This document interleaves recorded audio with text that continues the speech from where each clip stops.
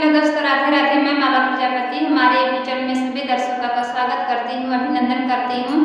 आज मैं एक बहुत ही प्यारा विवाह गीत लेकर आई हूँ। अगर आप सभी को अच्छा लगे तो प्लीज लाइक करना, कमेंट करना और मेरे चैनल को सब्सक्राइब करना।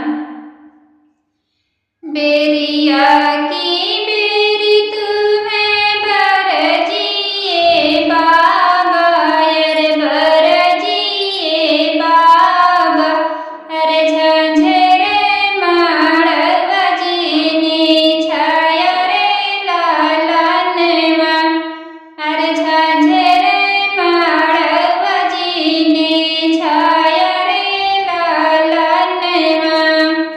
बेरी